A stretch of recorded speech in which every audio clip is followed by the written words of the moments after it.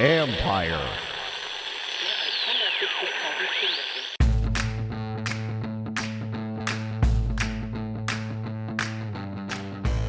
Hello and welcome to my podcast. Today, the voice of the Washington football team, Bram, Weinstein, and I go over Washington's first-round pick, linebacker Jamin Davis.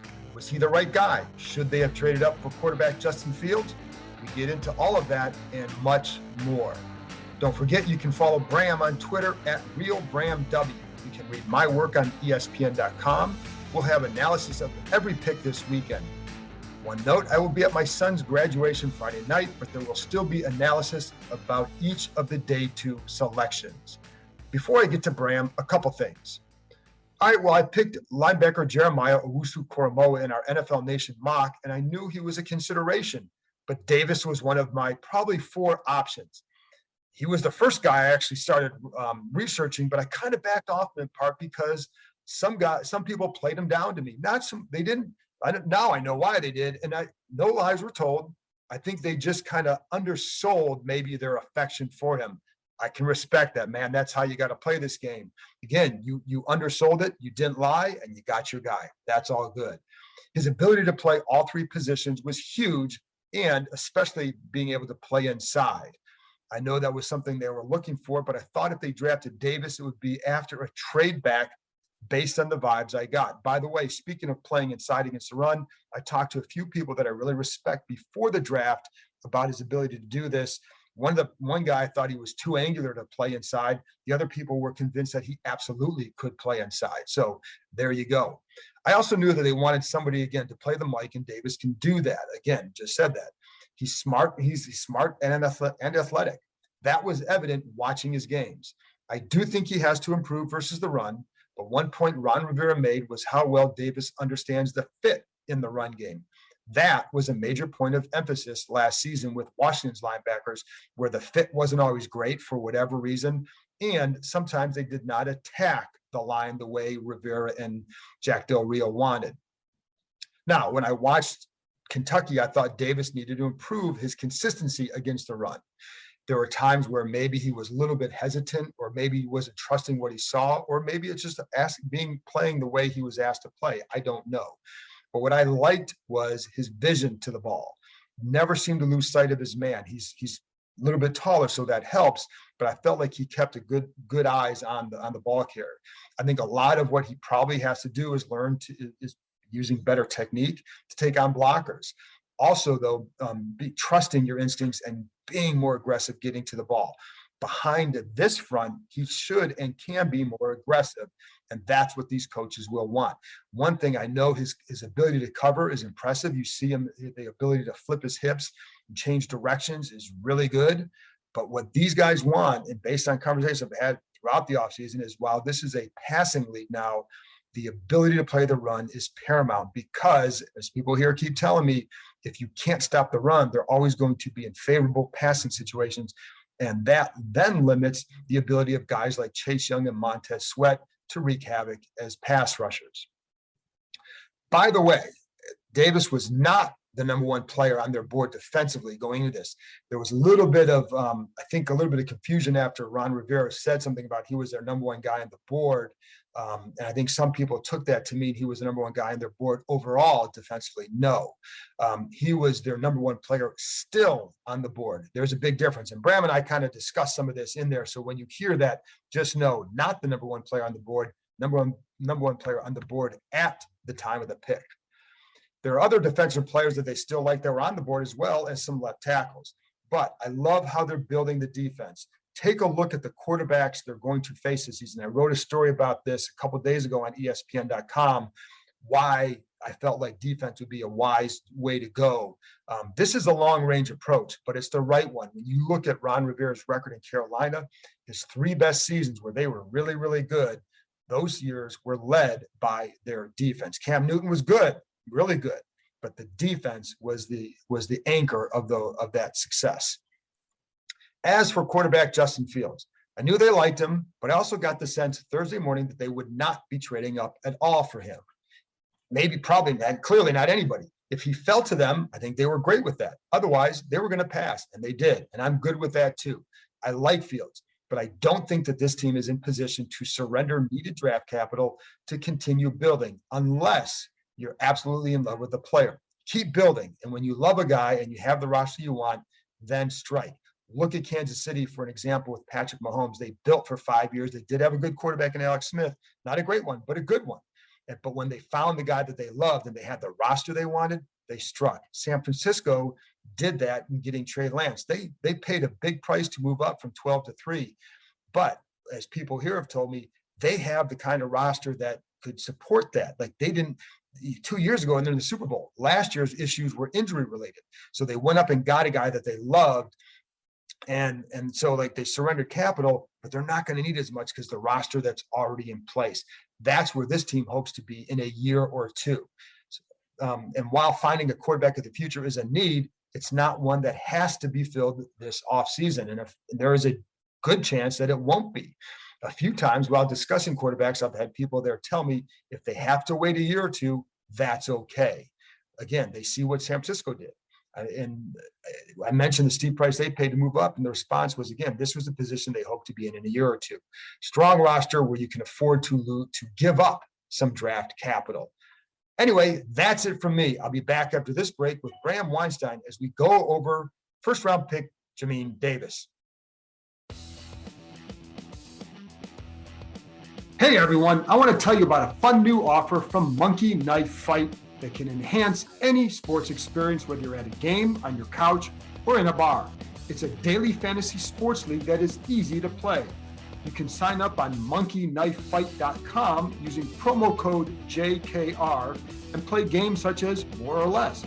Will an NBA player score more or less than a listed point total? You can do the same in baseball. Will a pitcher have more or less strikeouts than a given amount, etc.? It's fun, and every Friday it's Home Run Derby. Bet on 3 guys who hit home runs that night. All 3 hit one, you share in the prize pool. Every week you can participate in their Eagle Eye jackpot based on the PGA Tour. Choose from any sport, from NASCAR to UFC and League of Legends. And of course, once football rolls back around, there will be even more fun prop bets. This is daily sports betting designed for the average fan to use their knowledge and have some fun. Sign up now at monkeyknifefight.com and use promo code JKR. That's promo code JKR. Welcome back. Now here's my conversation with Bram Weinstein.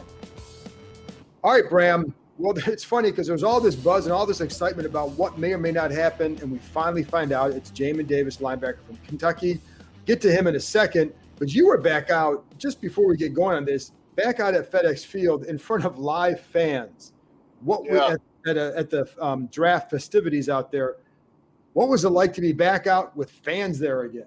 It was unusual. I mean, it really was. I mean, people were just walking around and milling around, and it was a different kind of experience because they had a band on the field and people were allowed to walk down on the field, and they were letting people attempt to kick field goals and stuff like that. So there was a lot kind of happening on the field, which was really, unusual. And then, it's like a few thousand people, and in a place like that, when they go back to sit in the stands, it looks drop in a bucket. But it was it was great to see people again. It really was. And listen, I'm hoping. One of the odd things of the games last year was there was nobody there. It was just so odd. So I think it's another just sign of we're getting there, and hopefully by September, we'll have either a full house or close to it. I hope. Yeah, it would be nice. So, your reaction to the Davis pick? I'm not surprised. I think linebacker or offensive tackle always felt like the obvious choice for them. They really need to upgrade the linebacking core, and they clearly don't have an offensive tackle right now. But you can only choose one. And in the end, if their board, as they said, was telling them this was the best defensive player on the board to them, and he's at 19. Well, if they're right about that, they got the best defensive player on the board 2 years in a row. That would be amazing if it worked out that way. He's big. He fills an obvious need, and hopefully they're right about him. But I'm not surprised that they went this direction at all. No, I'm not either, because as you said, especially when you looked at the sweet spot of where they're picking at 19, the sweet spot were the positions were linebacker and then tackle. Daresaw's there, but there was also Owusu Koromoa, who I'm surprised did not get drafted in the first round. But these guys liked him. But there are other teams, I don't know, that would have picked Davis here, but it doesn't matter because if you like him, you take him where you got him and how you have him on the board. So you're right, though. It was a good spot for them. And I also think, Bram, you have a chance to build a really, really special defense if you keep adding to it like this. I agree with that. I really do. I agree with that. And, I would like to think that partially it's measurables with this player over the Notre Dame linebacker. Yeah. The Notre Dame linebacker is a little light. And this guy is not. He is built like a 3-down linebacker. So it'll be interesting to see, how they utilize him. It feels like not unlike when Chase Young came in last year, and I'm not trying to put this guy on Chase Young's level. I think athletically, Chase Young is one of the most gifted players I've seen. I don't know that this guy's going to fall into a category like that. But not unlike Chase Young last year where he didn't walk into a tough situation where they're like, okay, make the defense great, and you're the only guy that can contribute. He had Allen, Payne, Ioannidis, Sweat. They're already there. Like, this guy's coming in playing behind that line. Like, right. It's a really incredible opportunity that he has to walk into a situation where it's kind of ready-made for someone like him to make plays. So I think he falls into a good category. I think he's a starter day one, probably. I think it relegates probably John Bostic to a backup role, but I don't think there's anything wrong with that. And frankly, I'm not sure they're done here at linebacker. I think that's a position that they could address again relatively early in day 2 and 3. Oh, there's still some good linebackers left. Listen, again, Koromoa is still out there if you wanted to go their route. Also, I know Ohio State's Pete Werner and then LSU's Jabril Cox would be guys in the second round if you wanted to go that direction. But with sticking with Davis for a minute too, Bram, he also, one of the things that Rivera talked about was, they've been big on fit. This guy fits. And he's a guy, he's a military kid. I mean, Rivera understands that part very well. He likes that disciplined mindset. And I think this kid's a studier. And I think this is the kind of guy that you want to build with after getting a guy like Chase Young last year, who is absolutely the kind of guy you want to build around. And to get those kind of guys at each level of the ball of the positions is a huge deal. I think this is a kind of a close to the heart type of deal too. I mean, what was the one thing that Rivera was kind of openly complaining about as a position group last year? It was a linebacker position group. Absolutely. Like he did not blast a lot of groups along the way. He did with them a couple of times, and him and Del Rio got a guy that, that they wanted. And so, it fills a need. I think for anyone who thinks like, well, they should have gone tackle because that was a more glaring need. All I would say back is you have one pick, and right. This team is not complete. They don't have luxury picks. They're not ready to compete for the Super Bowl right at the moment. But, this addition is someone that if he ends up playing to the potential that they think he has, and athletically he's very gifted, they do have what looks to be another block of what should and could be a dominant defense. The other point of that, Bram, too, is that Darisaw was their 4th-rated tackle on the board. He was behind Vera Tucker, who was their 3rd, and they felt like he could play left tackle. They liked him better than Darisaw. If Davis is truly your number one guy on the board defensively, then it becomes a no-brainer to take him over the tackle. And then the other parts with this too, and I'm curious what you think, look at the NFC East and some of the offensive talent that's coming in there now. You have Dak Prescott back, but then you have the Giants adding Galladay and then Kadarius Toney now, and then the Eagles getting Devontae Smith. You want to keep building up this defense. They're not a finished product by any means. Giants are very, very interesting. I mean, spent a lot of money on Galladay. They drafted a receiver. They brought in Kyle Rudolph. Saquon's coming back.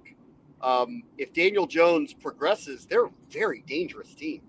And Dallas, I think, without question, has an extraordinary amount of skill position players. So I agree with you. Like, Washington right now needs to load up on a defense to remain competitive in their own division. And at the same time, like, if this is the number one player on your board, and the tackle, even though you need a tackle, it doesn't rate that way to you, then it's a no-brainer for you to take what you think is just the better player, because it goes back to the original point. You're not a complete roster, and you can't fill it all with one pick. So This was the choice that they made, and they will remain in a mode where they're going to have to do something. If they don't address tackle early tomorrow, if they don't do that, then I would imagine they're going to hit the free agent market of the guys who are left and who are veterans and try to bridge that position by signing somebody for a year or two. The other thing was we started to see Justin Fields fall. Are you okay with them staying put and not trading up to get him? I have a hard time buying that the Giants were going to trade to us and let us get him. So I don't think that would have happened. I think if they really wanted to get him, it was going to have to go at 7 or 8, or I guess potentially 9. Now that Denver didn't take him, which was, I think that was the one surprise to me, that Denver did not take him at 9. So they clearly did not want him or did not like him. Or they're saving up for Aaron Rodgers. Yes, or that. That's a distinct possibility. Once he got into the middle range with the NFC East teams, I know they traded with each other, Dallas and Philadelphia, but it wasn't for that quarterback. So I can't imagine that the Giants would have been willing to do that. That said, I never thought at any point in time that they were going to give up any capital to move up to get a quarterback, because not only had they kind of said that out loud publicly, privately I'd heard that over and over and over. So I never bought into they were going to make the big, bold move to do it, even from going from 19 to 11, which is different than 19 to 3. I knew they were never going to do that move. But This one where Fields was now reasonably available, I still did not think that they were going to do it, because that's just what I had been told, that they were not interested in doing something like that. I always felt like the price tag had to be very, very right. And I know that it was just too much. And even when you look at what some of the trades today, like, well, the price wasn't that high. But if you're not, you have to be in love with the guy to go up there and do that. And if you're content with waiting to see if he falls to you, that means you like him. But you're like, well, okay, if he falls to us, yeah, we'd love to have him. And so I think in that scenario, just wait, and then wait for you get the guy you love. And here's the other part, that when you look at the way they're building the roster, build it out. And then when you become good and you have more around you, then you can be aggressive trading up, like San Francisco was, like the Chiefs were back in the day when they got Mahomes. And I think those are blueprints for this team to follow, and especially at that position. So I was okay with them just staying put and not moving up to get him too. It's definitely within character. I mean, it's not like Ron Rivera and Marty Herney did a lot of moving up, shaking up the draft in Carolina. They never really did that there either. I think what we're learning here is that they stick to their guns about things. They don't change their mind. Like they're not going to willy-nilly go, oh, okay, let's go do this now. They're clearly not going to buckle to public pressure to do things. They have their way. We'll find out if it's the right way or not, over time as they build out the roster the way they want to do it. But there is no shoot, from the hip type of mentality, which I think for years was going on here, where there was not a lot of standards and practices. This is how we do things. This is the type of stuff we're looking for. We're willing to be patient. We're not going to just change our mind willy-nilly. That was going on a lot through the years where you didn't understand strategy of what they were doing. Right. These guys have a plan. Now, are they going to end up being right about that plan? We'll see. But I think what they are saying out loud is we're not in any rush to do anything rash. We're going to stick to how we believe we build a good football team, and we'll see if they're right in the end. Yeah, and I think, and we'll get to quarterback here too, because day 2 setting that up. But I think along those lines, I do think that they are content with sitting there and saying, if we don't find our guy, we are not going to force it, and we will keep building a good roster. And I think Rivera and I think both Rivera and Mayhew kind of made that point tonight in the Zoom call with reporters that, you want to you want to just keep adding good pieces, and that's what they did. So leading to this, day 2, where do you think they go? Do you think they go quarterback? As of before this tonight, yes, I did. I thought, and that's if Davis Mills or Kyle Trask become available to them in the second or third round. I think it was possible. The more I talked to some people tonight, I got a sense that their opinion was that wasn't what they were going to do. So I feel a little bit more informed that I don't believe it will happen. So I have been kind of led to believe that they do like Kyle Trask a lot. And I've been led to believe that they like Davis Mills a lot. Yeah. And so, we understand here that there is no quarterback of the future on this roster. And if they like them a lot, it seems like the right thing to do to bring them in and, learn from Fitzpatrick for a year and compete with Heineke or whatever it may be. But I'm not getting the sense that they will go that direction. And if they don't, then I don't know, maybe they take a flyer on somebody later. But it doesn't, it's feeling like to me that's not what they're going to do. I think we both know that they want to get a quarterback of the future, but I've always felt like they wouldn't force it. And I think that's one thing that, again, Rivera has made that clear, I think, throughout this process, that they don't feel desperate. And sometimes you hear that, but the actions don't suggest that. Their actions suggest they're not desperate. How many times has this team been the team where you're going, what are they doing? Often. And that's like, what, right? The Eagles feel like they're one of those teams right now. The Jets feel like they're one of those teams right now. The Washington football team doesn't feel like one of those teams right now. Now, again, they've only been here for a little over a year. This is their second draft. I think we all recognize the roster has a lot of work to go, a lot of stuff to still do, but they have a plan. And their plan is not being disrupted, and they're not shooting from the hip. And that is different, and we'll see how it goes. But right now, I like what they did today.